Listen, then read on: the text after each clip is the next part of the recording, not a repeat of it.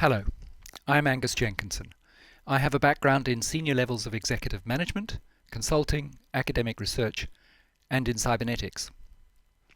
I'm introducing a question, a puzzle, which I brought almost a year ago to my friends and colleagues Martin, Jose, John, Angela, and Steve in our Special Interest Group.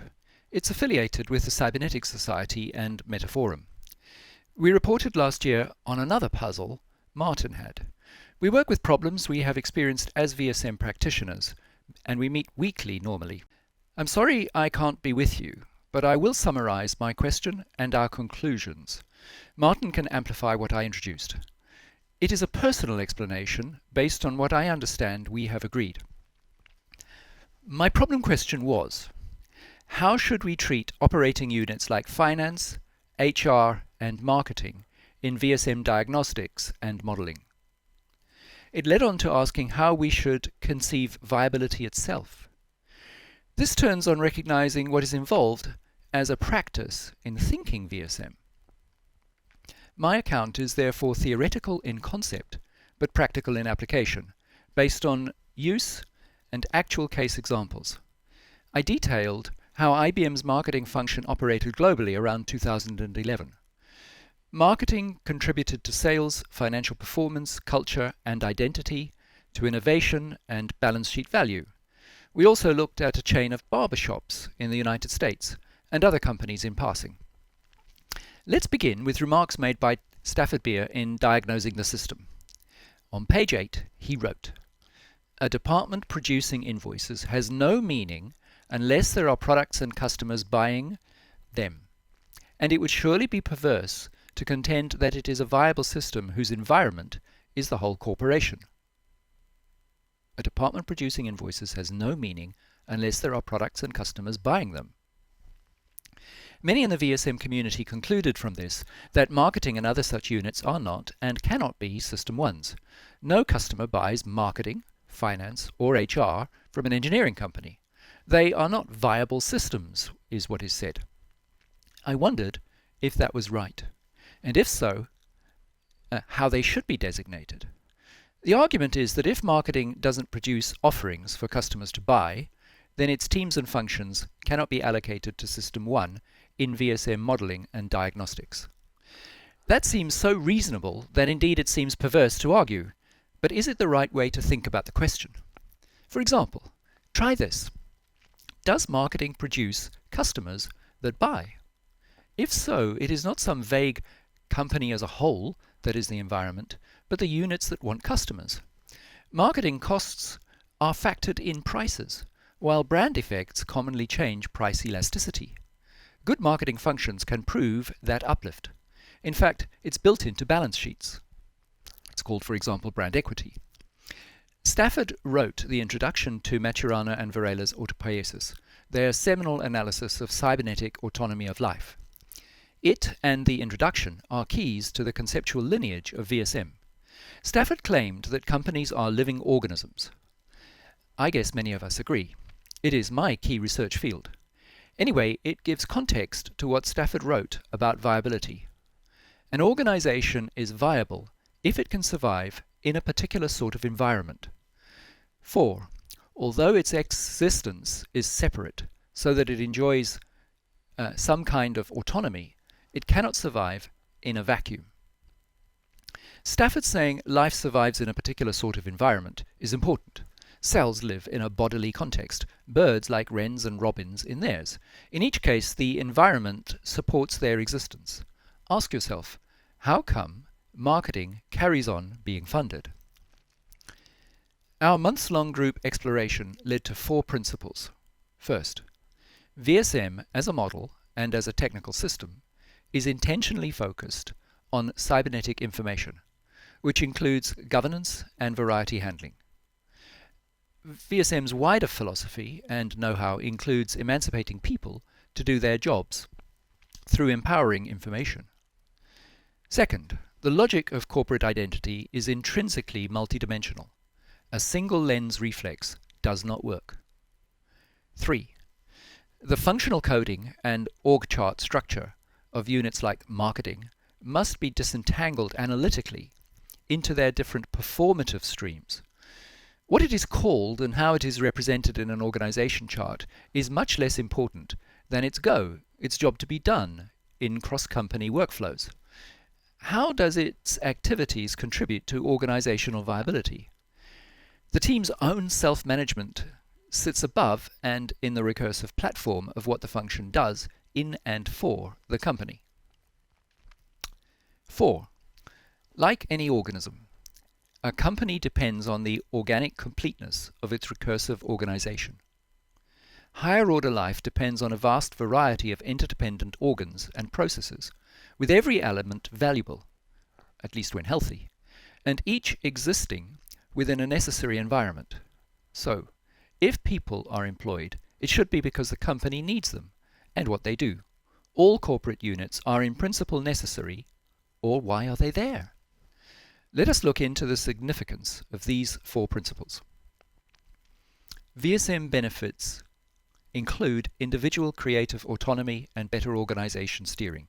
These and other benefits arise because VSM approaches are systemically focused on cybernetic information, which includes variety handling. Analytical filtering helps to handle complexity. It teases out and maps essential operational information between actual activities and the system steering model. Thus, VSM complements other aspects of the complex of operational life. A company or NGO has way more variety than the VSM as model needs or could incorporate. People and processes bring or embed know-how that VSM empowers or guides. It coordinates responsive performance and empowers autonomy. It enfranchises people. It is critical to see the go of people, teams, even machine systems in action, doing stuff, giving and needing feedback. VSM as guiding system maps onto what really goes on and not onto some arbitrary internal functional designations. What are the real jobs to be done? How do processes produce what is necessary for the company to carry on existing successfully? Where do functional skills fit in? How are the VSM activity categories like S1 or S4 reflected? Organization structures and charts may not help here. Diagnosis and design means getting to what works for the company to work well. Operational life matters, not organizational fictions and abstractions. Consider Stafford's representational case, the notion of a department producing invoices. Saying that it has no meaning unless there are products and customers buying them does not mean that the department has no meaning. It should mean that customers pay for their products. Payment means survival. After all, we could just as easily say that a department producing products for customers to buy has no meaning unless customers can actually pay for them.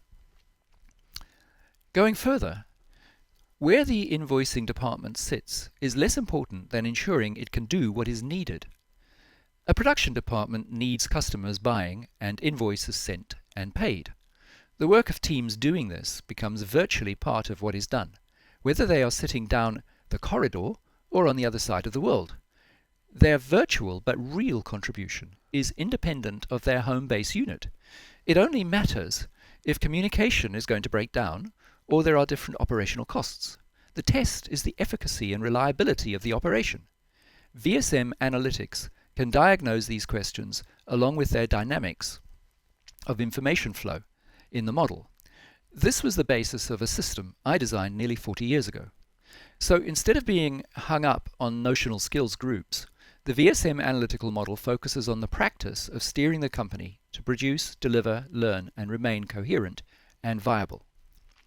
Let me illustrate this with IBM's marketing function. I worked extensively with and in IBM over several decades. The information I shared with Martin and colleagues goes back to academic research in the early 2000s and a very extensive year-long global deep dive in 2011, which is old enough, far enough away in time, to be shared. Marketing had partnering roles with HR, with sales, design, and R&D globally. The project was focused on developing a 5-year great company roadmap. It identified large-scale structural changes and the global IBM identity. I saw marketing operations deeply involved with identity, futures, strategic vision, with values, demand generation, and internal cultural development. That's not in principle unusual. A brand is seen as the mark of an identity that permeates every aspect of a company's working.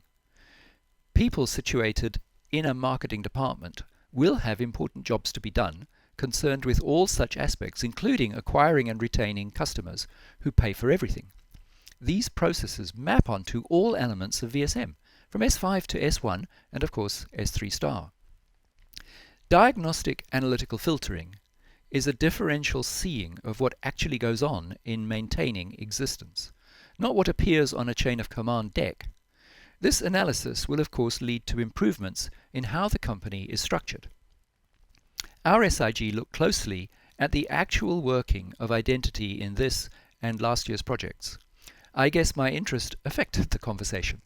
Anyway, we observed and agreed how corporate identity is realized through ideas actuated in practices in the go of organizational life. In other words, when you look at a specific activity, you see how the identity of the company informs how that activity is done, and in turn, how the doing of the activity maintains identity.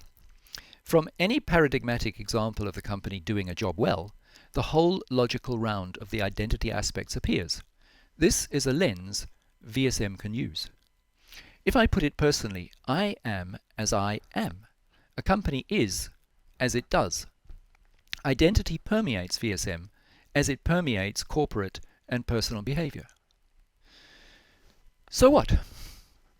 Just as identity works in VSM, we saw how IBM's marketing contributed to all IBM's VSM systemic elements when IBM is at its best. Similarly, VSM contributed to marketing, one of my appreciated recommendations. This transcends conventional framing, such as front and back office, or prime and support functions, or viable and not viable units. That would not be good biology or autopoiesis, nor, I think, good management. So, to conclude, we do not think that VSM, nor cybernetics in general, have achieved completion of a finished state. We are still developing know-how, both theoretical and in practice. Given that, how can we evolve our work? There are several ways to consider this. To begin, recognize that all kinds of units under consideration are likely to be relevant to most, if not all, of the elements of the VSM viability steering model. A key principle is, do not reify the label or place. Consider what is actually going on. Instead of thinking that it would be perverse to imagine marketing as a System 1 unit, because it cannot operate independently of the company as a whole, consider how it functions in the company, which is its environment. There it should be both viable and necessary to the viability of the whole, and should be able to be managed for that purpose. If not, that is a case for diagnostics. This view enriches VSM. In today's globally connected world, distant factories, service engineers, finance and marketing units will all integrate virtually and practically into value-generating and mutually influencing processes. I once had to ditch a new brand concept because a Polish factory did not have a production line with sufficient flexibility. In another case, a Polish factory might be sitting on an underused production line because of an insufficiently flexible marketing team. The actual go of different units is often virtually embedded in relevant aspects of each other's operations, such as demand requirements for a factory. In the chain of barbershops, the accounts function was seen as virtually present as every customer had their hair cut. So was marketing and HR. I have outlined my riddle. The model as I heard it from others left me fuzzy. As a group, we found it useful to tackle this and to think afresh. We talked about it weekly for most of last year. In these few minutes, I have only touched on the detail.